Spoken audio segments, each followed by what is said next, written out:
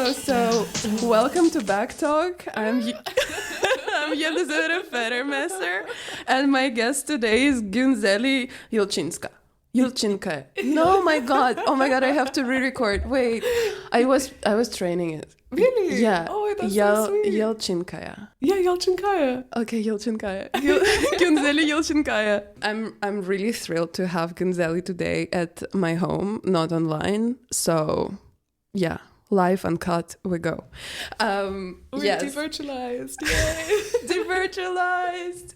I think it's fun to start with the Bag TSA. It's just like a good palate cleanser. And then I can go into my notes. I took notes. Okay, what? So do I go just off? Yes. take stuff out? Yeah. And then... But in an ideal world, you let me do it. Oh yeah. May I? Yeah, of course. Okay, cool. Okay, so what's the name? Venice W? Yeah. Wow, that's so cute. Okay, so this is like black velvet bag that has two eyes. So it's sort of animated object. It's alive. It's really, really cute. Can confirm. Can confirm. Wow, the closure on two sides. You should tell your friend that's really great. Please. I love your bag. Okay, I already can say it's a thrill. No, that's amazing. Okay, a cap that says ethical hallucinations. Do you have any comments? This is actually merch from the latest Suzanne Schuster show. Incredible technology artist. Yeah, she's one of the OGs, been doing it since the 80s and 90s, but she recently had and is still having a solo show in Oxford. Wow. Okay. So, yeah, we love. We stand. Ethical hallucinations. A set of fashion nails Lando in really nice chartreuse with some bunnies and some extra sparkles. Really, really cute. Do you wear long nails? I mean, I don't know. I kind of walked past these in Chinatown in London and thought they looked cute.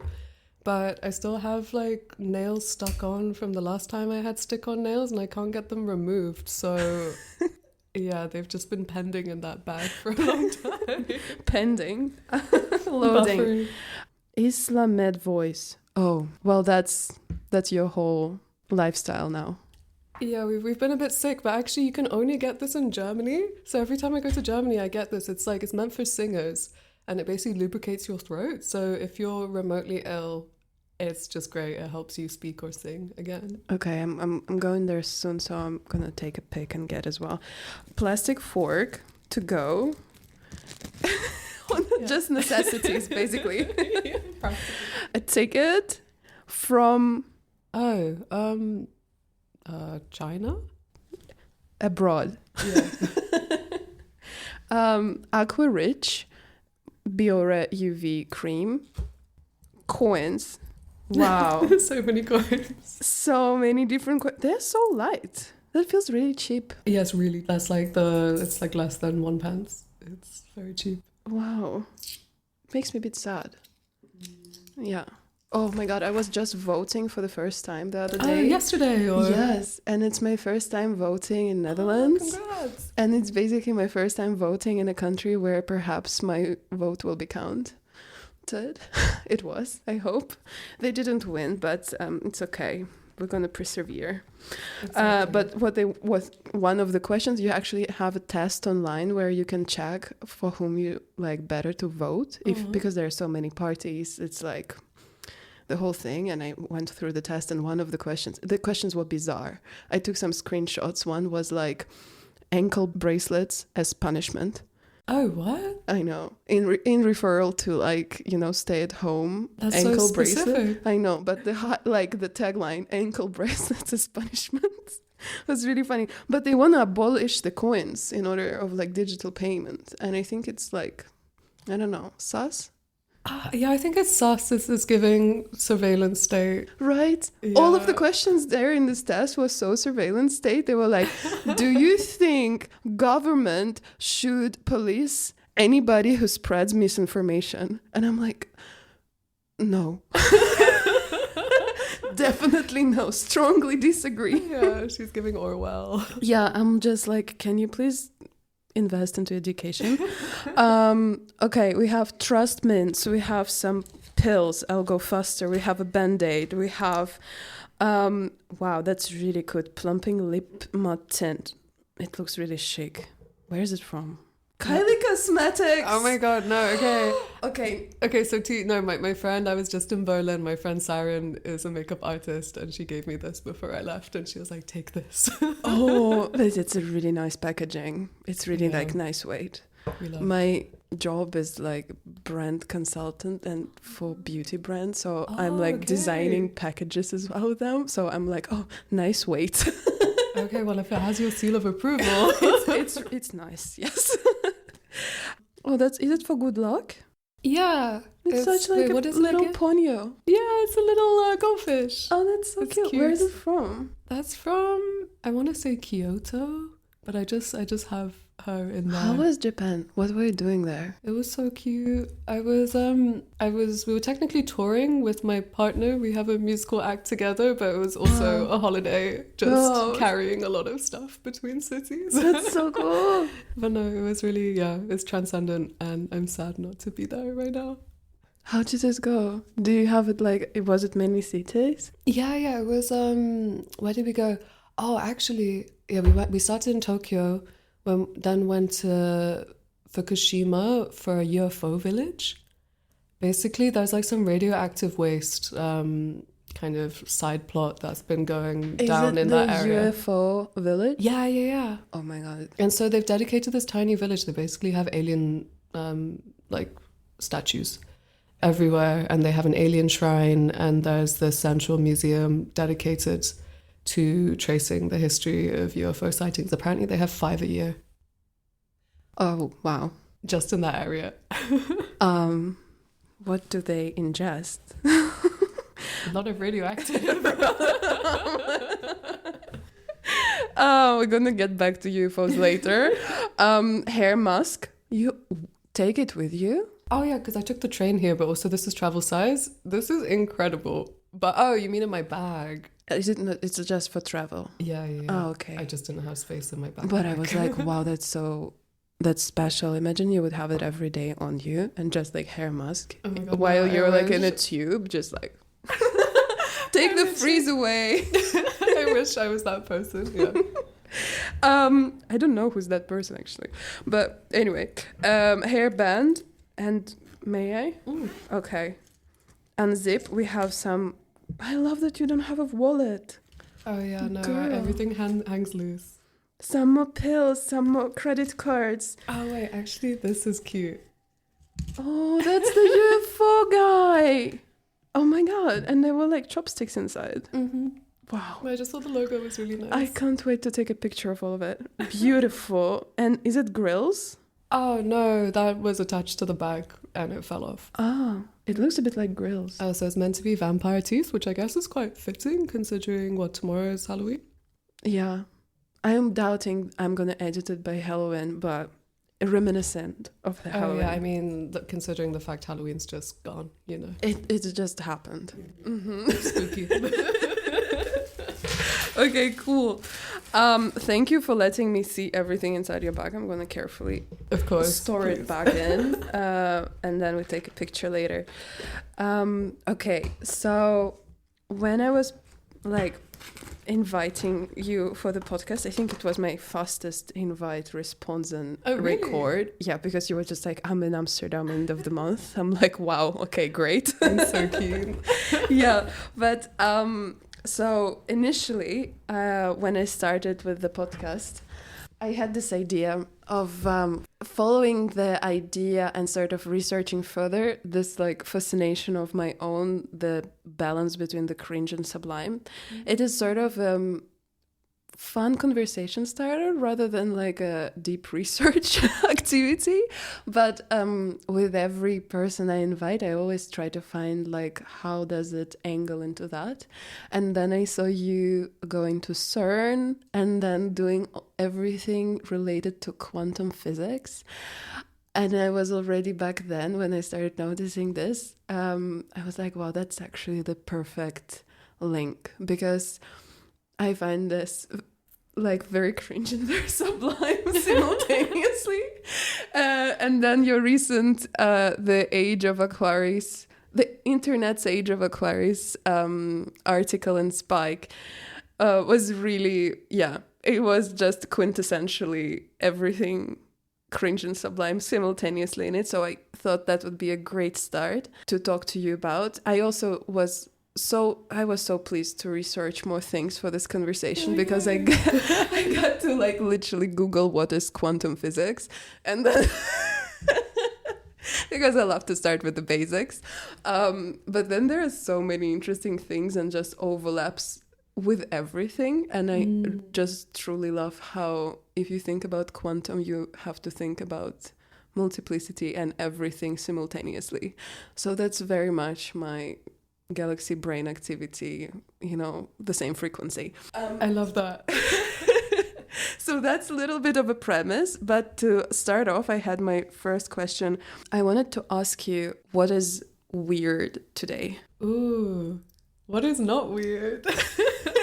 I feel like everything's weird right now, or at least I was kind of salty that weirdness kind of went mainstream around last year, because I feel like the weird girlies have been, holding that flag, waving that flag for a long time.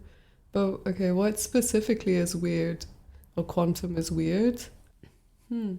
Slop is weird. AI, very weird.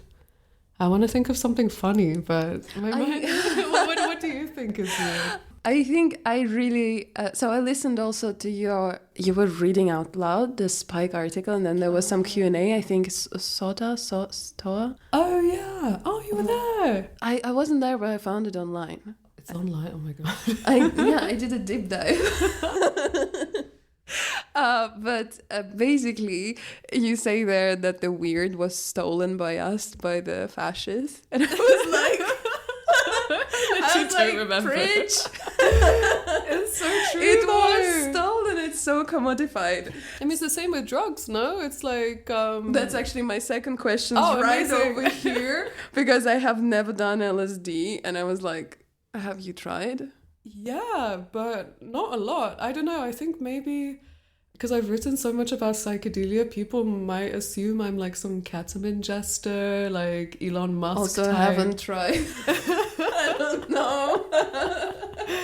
But yeah, I mean, I like psychedelics more as an analogy, I think. It's interesting that I was speaking to Eric Davis. I interviewed him, I think it was last year. And I asked him why he thinks it is that ketamine is the drug of choice for a lot of Gen Z, or at least Zoomers. And his simple answer, well, he went on a longer answer, but the simple takeaway was that we literally don't have the attention spans anymore. And also, when you take LSD, it's like a whole day commitment. You know, that shit lasts for hours. Yeah. Like hours and hours. And if you take a lot, it can last for days. Whereas, like, ketamine, you take a bump, the bump goes away, you move on with your, like, life, basically. And it's also psychedelic. Yeah, it counts as a psychedelic, I think. Right. Or if you do enough of it, it's a psychedelic. If you do enough of anything. Yeah, true. There's coffee right now. It's getting psychedelic. Yeah, first time I tried cocaine, I was, like, in art school and everybody was obviously doing it, and I was like, oh my god, that's like 5 espressos in one. I was so naive. I was like, wait, but can't we just drink coffee? No, we kind of depends. In that situation you probably can. Anyway, continue. So he was like, Gen Z's. Okay, so that's a drug of choice. But Elon Musk is not Gen Z, but he's trying. Yeah, I think he's trying. I think also like he did that thing, which I think people who don't do drugs when they're young do, that when they discover them, maybe at middle age when he's having his crisis, that now he's completely, like gone back to child lizard brain. Maybe he's trying to pacify himself. I had another question. The lizard brain. Not me psychoanalyzing Elon Musk. No, really not interested in that. But you referred to lizard brain and you having lizard brain quite often. Did I? Well, not to cite you to yourself, but... What did I say? That's so weird because I recently started thinking about lizard brain again and I thought it for the first time, like literally today. Like, funnily enough, I'm reading this book. I was reading it like this week, and there's this one part. It's What is Life by Blaise Aguirre Arcas. Ooh, okay. Ooh, yeah, that's like, it sounds smart. It's a nice cover. It sounds smart, it looks smart, it has a smart cover, and it's like one of the first thing they generated was like a tiny lizard. That's so cute. They generated with like artificial intelligence. A neural cellular automaton. A neural cellular automation that generates or regenerates a lizard emoji from Mordvin stuff in 2020. Oh my god, I thought that said automaton and I got excited that it was going to be a robot, but it's automation. Yeah, fair. Okay, can you give me the difference between automation and automaton? Automaton is like a physical like robot contraption. Like a mechanical Turk is like an automaton, I guess, but automation is something automated. Automaton. Yeah, but I think I misread it. No, it's automation. Yeah. This book is basically the parallel between computation and biology. Ooh. Which is the premise of the part. I was more focused on like artificial intelligence, etc. But it puts this theory that if computation is possible here in this world, it means like reproduction is possible, computational reproduction is possible, and there is no reproduction really without computation because DNA is like code. You have to like agree with a lot of things prior to that about what they say, but basically... It's a small book as well. I know, but they do be thinking hard. And so computation is reproduction. And it sort of allows for reproduction, and life's force is basically the force of reproducing itself. And so they argue the fact that there is life out there as well, because if computation is possible... Life out there as in where? UFOs. Oh, really? Yeah. Oh, that's cool. Yeah, so actually everything is really connected. In my brain, I'm just like gonna connect you. Yeah, So this is you're going gonna crazy board level. I love this. Yeah. It's going crazy board level, exactly. But to track back a little,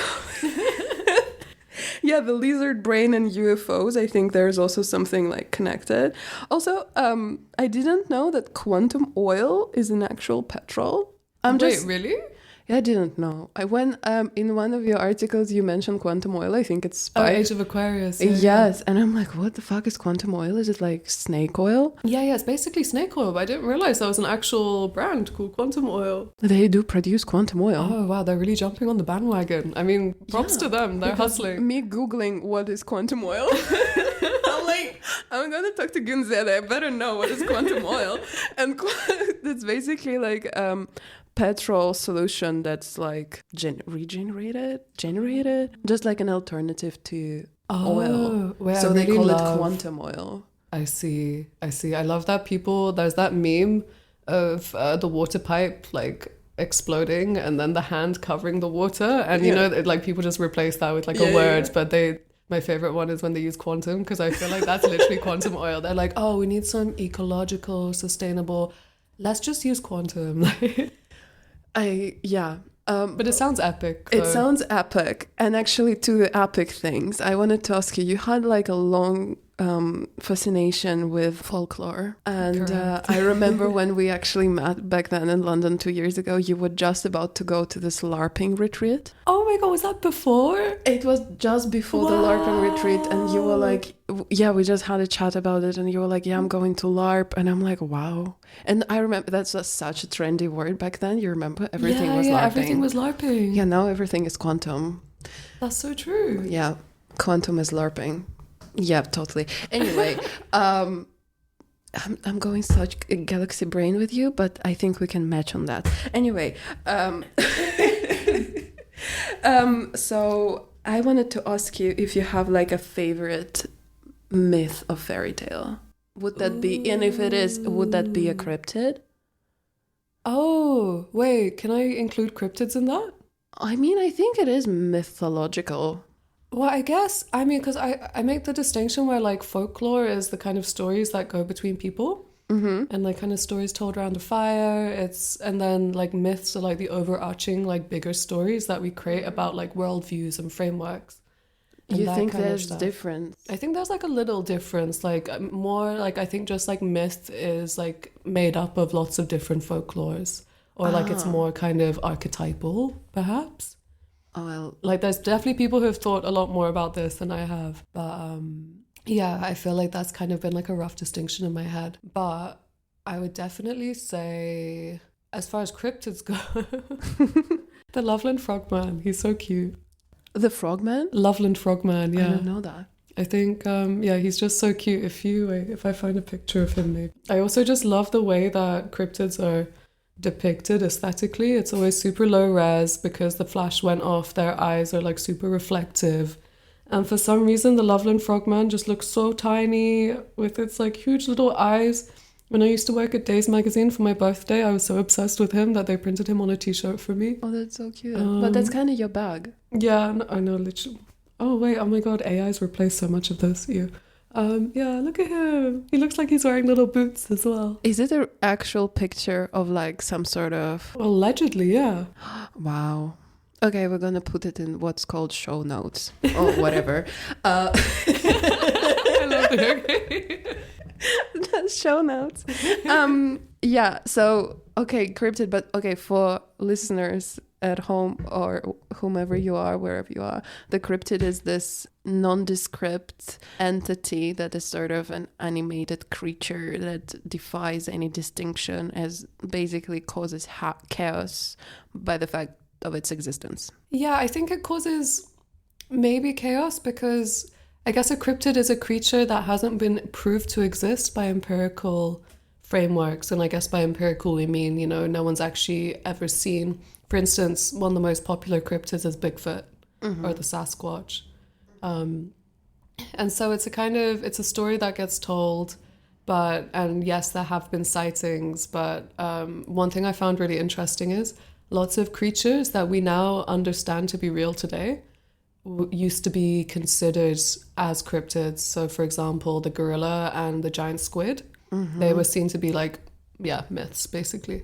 Wow. And then, scientists actually discovered that they existed. And it kind of relates back to this whole taxonomy thing, basically. But also it kind of relates to like quantum and Newtonian timeline, right? Exactly. It's like from quantum to Newtonian, the moment they summarize the folklore sightseeing into like a systematic mythology and like put it through the prism of linear timeline, then it becomes real.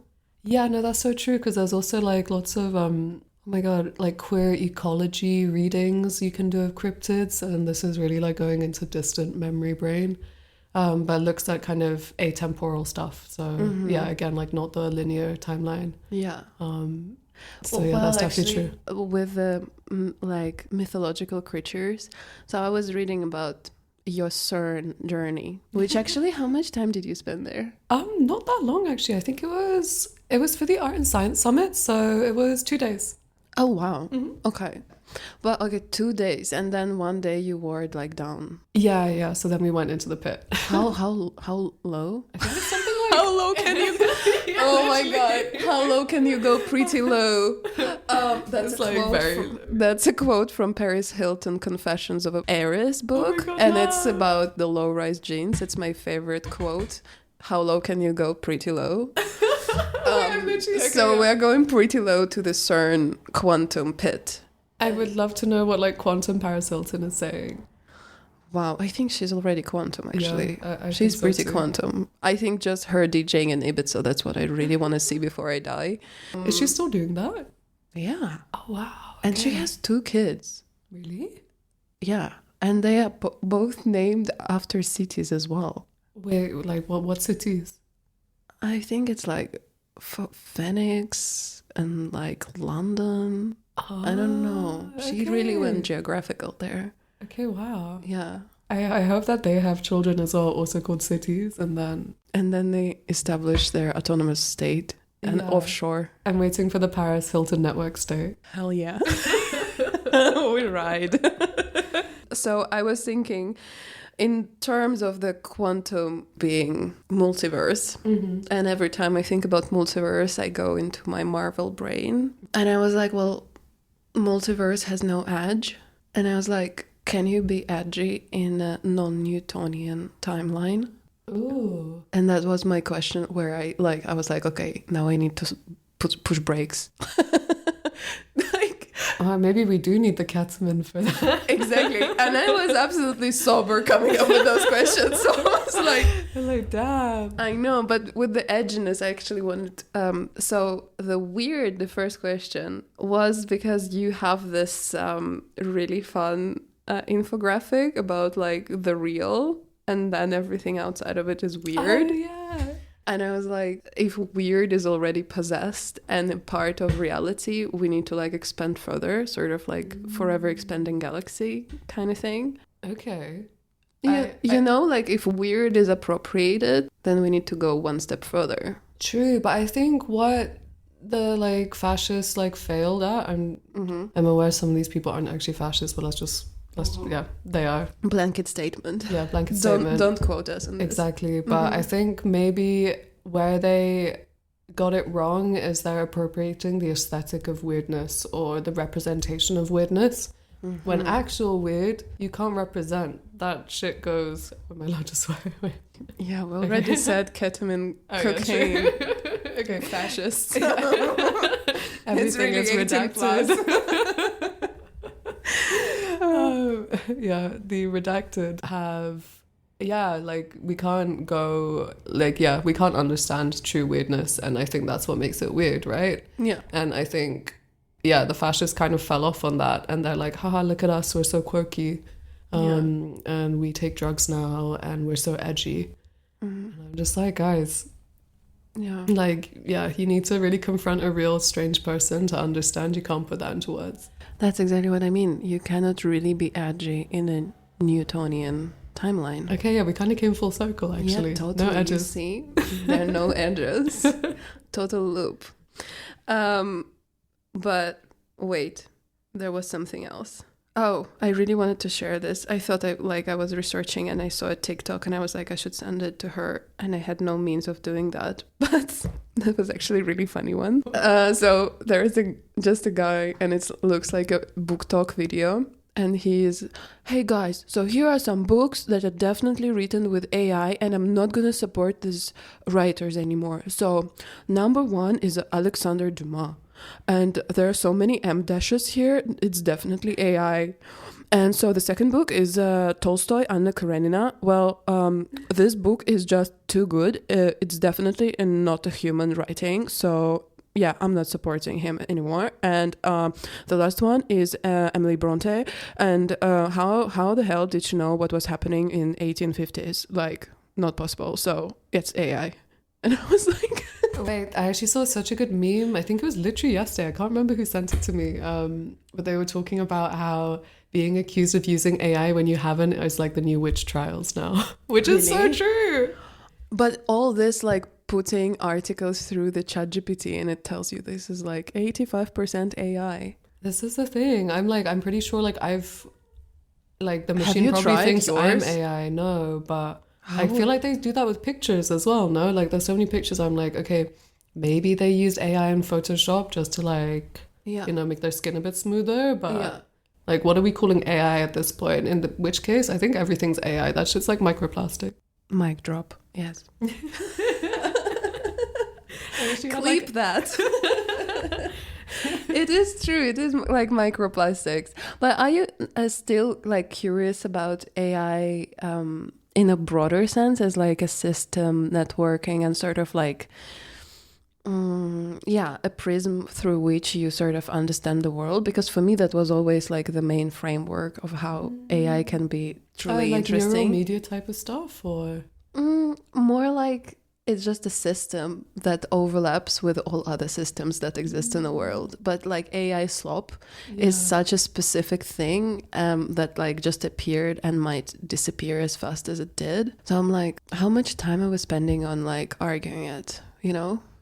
That's the thing. I mean, I have like a bit of a With slop, I'm just convinced that it's a fascist psyop, and it just makes so much sense to me that it is. Can you elaborate a little bit? No.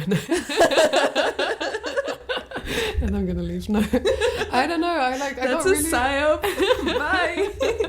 Yeah, no, that's like the wrong podcast to do those types of statements. No, I mean, I don't know. There are podcasts where people do make these types of statements, and then I'm left like hanging. I'm like, wait, and then I'm going like, quantum oil, what is it?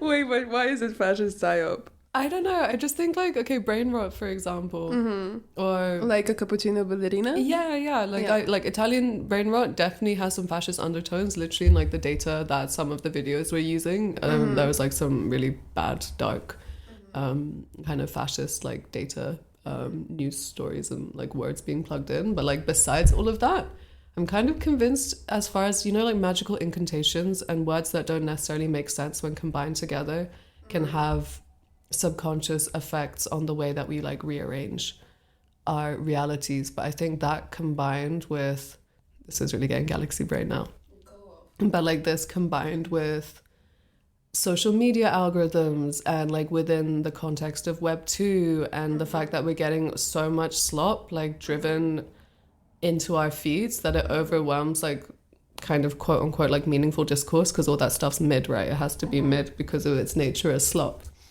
And so, yeah, I think it's a form of control, which is definitely being used by the powers that be who happen to align with fascism. You mean like, it's like a glass ceiling and it's getting lower and lower. But it's slimy. Because it's dirty. No, slime's back. Ew. I was also like writing down, and then I found a note that says, I'm not gonna train your AI. Your AI is not my responsibility. I don't know when I wrote it and why, but I guess I was like, you know, consent for us to use your data to prevent further activities, blah, blah, blah. But I hate it when they make you do those are you human tests, because I know that they're literally using my labor, but my like 1 second labor. I know. I also was actually talking to my aunt who is older than me, and I was like, you know, really? I know. So she's older, but I was like, you know, every time they ask you to like decline all cookies, and sometimes you have to turn off all the vendors. Yeah, and it takes like a good 5 seconds of my life, maybe 10, and I'm like, how many times a day do I do it? How many times a year do I do it? Maybe I should just give away all the cookies. Yeah, like please take Who them. cares? Like, what would they know? You feel me? Yeah. My time is a bit more valuable, I feel like. Yeah, also, I'm like, I feel like they already know so much as well, like without being fatalistic. Yeah. At some point, I know, like I went through... Exactly, like I went through Shenzhen, I was there for like less than a day, but it was a stop off on the way to Japan. And I was like, wow, everything is so surveilled right now. It's completely inescapable that they don't know 99.999% of what I'm doing right now. Yeah, it's crazy. Also, like how navigation system works in like big like locations, and sometimes they scan your face and you will see the navigation sign that is only for you. Because like the camera sees you, they recognize your face. Yeah. Like in huge airports, they already use it. And then on the way towards something, you will see a screen. And when you are passing it by, it will be like, hi, Nseli, you have 200 meters. Yeah, it exists. I've never seen that. That's so It's creepy. like really high-end navigation design. Oh my God, if they started saying my name, I'd be like, oh, you spelt it right. Thank you. Like, not even Starbucks. And I wasn't there to tell them. Yeah, they do be doing that. I was also wondering, it's a bit like of a side question, actually. But I notice you often, like the conversation with slop, you tie it in with self-presentation and branding yourself online as part of a job and what you do. I think it's actually more of a personal question than a galaxy brain, but I was like, how do you narrate yourself online? Because sometimes, I think a month ago, somebody quoted me and said that I'm a theorist, and I'm like, never in my life would I ever think that I'm a theorist. I never said that. Wait, so how do you narrate yourself? Like, what's like? But I think I'm very conscious about it. I just was like, okay, so to fit the algorithm, we need to post my face. I'm like, and while I'm young, let's let the world enjoy my face. And then I'm like, okay, I naturally like dressing up, so I might as well take pictures and post it. And I started doing it more. And then I have this whole thing where it's like, okay, now it's time to post something that is not going to be algorithmically pleasing, but it's going to like look like I'm still a smart person, and I'm not just a pretty face. Quite literally. But it's just like this balancing. It's very, I think it's just like anti-feminism, literally what I do, I think, online. Seriously. Well, you know, in a, like playing the role. Yeah. I don't know. Maybe it's not. No? Yeah, maybe it's not anti-feminism, but you know what I mean? I'm really playing into it. And I don't think in my reality I'm wearing high heel boots and like dressing up every day, or like write something super smart like every so often. Which I kind of do, but it's like a side reality. Yeah. And also because I live here, I think like a lot of my social life is actually existing online, and that's what they see. And sometimes I'm curious, and sometimes like, you know, somebody quotes you and says you're a theorist, and I'm like, there was some miscalculation on my part. Like Lou. Yeah. So, wait, what was the question again? Yeah, how do you navigate it? Oh yeah. Well, I find it weird, first of all, because I don't really post. I used to post a lot more pictures of myself, and I don't do it as much anymore. And I'm kind of having the same anxiety that you might have just vocalized, being like, I'm not getting any younger. I should probably do it now while my face is not like sagging. Like no shade to sag. Like I love an old face like so much. But maybe I don't like posting my face out of whatever reasons. But then I also get it where every time I post my work, it gets way more likes than when I post a picture of my face. And I'm like, yo. Well, that's so validating. I mean, it's validating for your brain, but I'm like, hey, what's wrong with my... Oh, no. Like, I want to be cute as well, but... Oh, but you see, that's like... Maybe my audience doesn't want to see my face. You never win. Like, I'm just going to be a brain in a vat, I think. I don't like this whole liking thing and existing. And But no way out, I guess. I wish it was aura points. They should change it. But how would you calculate it? I don't know. I wish they could like visualize it in a way that's not a binary metric, you know? They will... In that article that I mentioned earlier today, that like it's embarrassing to have a boyfriend, they say that aura of people who have boyfriends is corrupted. Oh, that's true. Yeah, honestly, You think it's true? How? I think, and I say this with someone who has a boyfriend, but I think I still try and keep my online image very separate to my like relationship. But also maybe it's because you naturally become more of a collective. Whereas I've noticed, especially when I've gone through breakups and that glow up you get afterwards, you're like on some delusional, like amazing roller coaster where you can just express yourself in every way possible. And obviously that's way more, like actualizing, and whereas maybe you're less active online perhaps when you have a partner. I don't know. What do you think? Did you notice that with yourself? I mean, I definitely posted less pictures of myself. Maybe because of like the validation thing.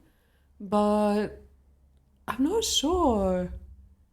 Yeah, I've always been funny with posting though. I think because I also got into a relationship around the same time I got obsessed with cryptids, coming back to cryptids. Yeah. And I kind of changed my username from internet friend. And I think I go very method with my performances. So internet friend was friends with everyone. Like I was replying to everyone straight away. I had so many like active conversations going on at the same time. Obviously this was the pandemic. So, you know, we had the energy for it. And then maybe like the real world came back, or like not the real world, the material world. And I also got burnt out, and I was like, I'm going to be a cryptid now. And because I'm method, I can be elusive. And wow. But then it went a bit too literal, and I'm like, okay, babe, you need to take this back a bit. Where does it come from, this method behavior? I don't know. Childhood trauma. Jeez, maybe. I don't know. I think I just discovered this method behavior quite recently. Oh yeah, how do you find it?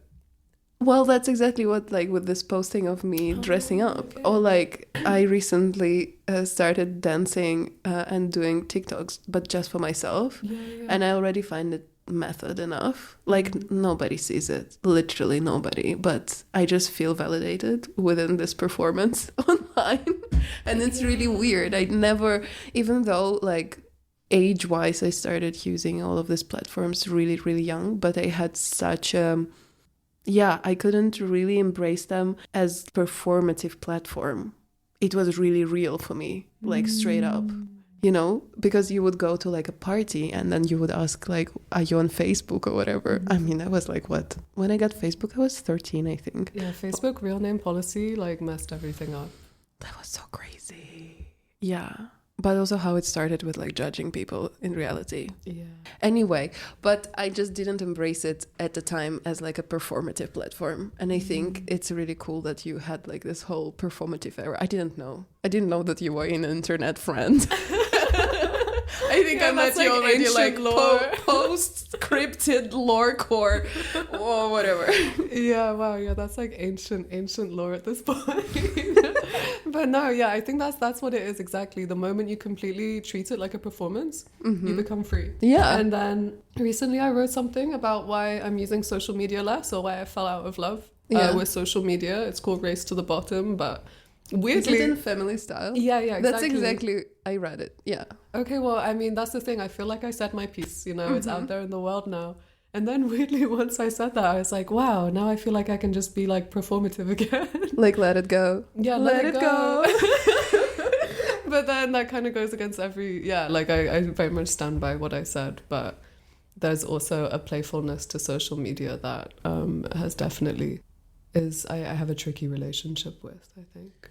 Yeah, but is that how you sort of started doing the internet culture research? I think is it tied in together? Came first. Okay. Yeah, the writing. What was came the first thing you wrote? Ever? Yeah, well, how did you realize you like writing? Oh, I just graduated uni. Oh no, before that, I was at university in Bristol, which is this place in the west of England. It's where Skins was filmed. And I really liked music, but I told myself that I was a better writer than a musician, so I should just pursue that instead. And I just started writing for Crack magazine because they were based there and they were still new, so they just like gave me loads of cool festivals to go to. Nice. And then the internet stuff came way later, actually. That was I got my job at Dazed in 2019. So I stayed there for 5 years and I left last year. And that's when face filters were first becoming a thing.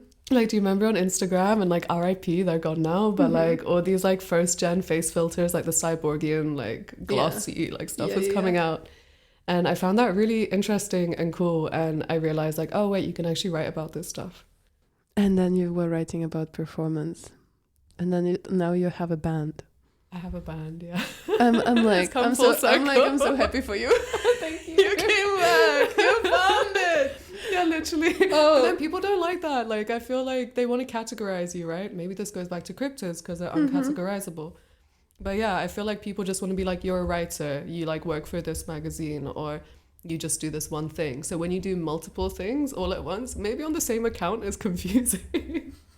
That's when it gets slippery. Yeah. I actually that ties back into quantum and cryptids and your sort of topics of fascination, because also summing it all together, when I was observing it from like as a reader, there is a constant push and pull between like uncategorized or like weird or multiplicity beyond like understanding. And then on the other hand, you have something like Newtonian timeline and linearity and specificity and the real and the actuality and materiality. So in the like all the things, they have this sort of tension, which I find personally also like really close to heart, because I was so obsessed with like the bag and the stick theory. I'm like, wait, what's that? Oh, I think I just drilled it into all my friends' ears for like a year. This Wait, like is this why this is about bags? yeah. Oh my god, I had no idea. Oh yeah. Well, I'm like this carrier bag theory of fiction. The carrier bag. Okay, yeah, I got there is this bag which is like multiplicity and like Okay, Eastern. Ursula, Shout out Ursula. And then on the other hand, you have this linearity and specificity, and basically everything that is simultaneously both is interesting. That's so true. Because once it's like in one category, it's categorized, and in another one as well. But then when you find something that is both very specific but completely ethereal and like so beyond, that's where you collide.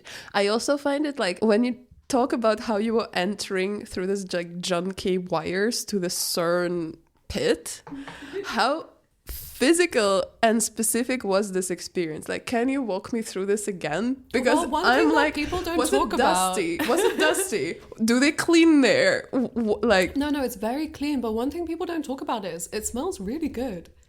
what? But like not in a kind of perfumed Aesop kind of way, but more in the smell of whatever metals are prominent down there. And you asked how low it was, by the way. It's like, I think it's like 100 meters or something. It's crazy. And you go down a big lift with like two double doors. I'm afraid of elevators. So you'd hate it then. Okay. Because I'm it's fine. also like if Please that tell elevator. me. I'll Anyway, live it vicariously through your experience. Okay, POV, we just reality shifted. So I'm in We an missed the elevator, and then I'm low, and then I'm in a corridor with wires. Yeah, no, there's like so many, I don't know, like, you know, pictures of data centers. There's just like huge servers everywhere. And you go through like server corridors and then you go up some stairs, down some stairs. Yeah, like you can actually do this exact trip on Google Maps in Street View. Is it scanned? Yeah. They did the whole thing. I think it was in the pandemic. So anyone listening, you can literally do this Follow walkthrough. along. Yeah, follow. Okay, open up Google Maps, and then select the zone. I think it's the CMS Collider. Wow. Yeah, you see this big collider, and she's magnificent, and it feels sublime. It really feels sublime, just like in the magnitude. And then it also smells of this like cool metal smell, but like not like a unpleasant one. It's not like irony. You know, I met someone who makes smells the other day. Yeah. Oh, that would be such And a it's cool such a perfume. cool job. Yeah, no, I told her, I was like, please, like everyone's sleeping on this smell. And like CERN is sleeping on this smell. Dover Street Market really should like jump on that shop. Especially now, like quantum year. Quantum oil. That's true. You heard? Didn't you say you do beauty consultancy? I do. Maybe we should talk after You this. see? Yeah, wow. But that would be actually really great. So wait, did they turn lead into gold? Apparently for like a split second, like less than a second. And then obviously I was going to say headphones. Headlines are. No, it's a bit like big or it never happened. No, it's true. It's like very like, you know, in like Looney Tunes as well when they blink. Oh, yeah. And it's like, oh shit, I missed it. Did they do it in front of you? No, sadly. Okay. I wish. But imagine how cool would be the performance. They take you down the elevator and you sit and there are like maybe 10 sits. And what the whole like thing magicians they down there. do is like, so now we're going to see an atom turn into gold for a split second and you right see up. nothing. Oh, actually, it reminds me, I went once to like a huge oceanarium, like aquarium. Cool. And I have a video and a picture. It's like a huge room, and you sort of have this window to the pool. So you like watch through the huge like panorama window inside the pool where the orcas should be. And there's like a crowd of people, you know, like with kids and families, and it's just like the whole shebang. And the crowd is waiting, and they all are watching clear waters. There is no orca inside. I love that. Miss Orca is like, no, fuck you. All waiting for her to appear, but there is nothing. And it's like, you know, it's also like the loudest bunch. It's like families with young kids, That makes me so sad. Like for the orca, not for the families. it it is sad for the orca for sure, but it's sort of the same as I think this like performance with a collider would look like, you know, just people looking into the infinity and waiting for something to appear, and it never does, but like they know it's there. Wow, I can't remember who told me, but it was like, okay, I'm kind of, in my mind, I just went from collider to space and space to the ocean. Same. Yeah. And yeah, it's the same thing, right? It's just like the unknown. Yes, see. Period. Yeah.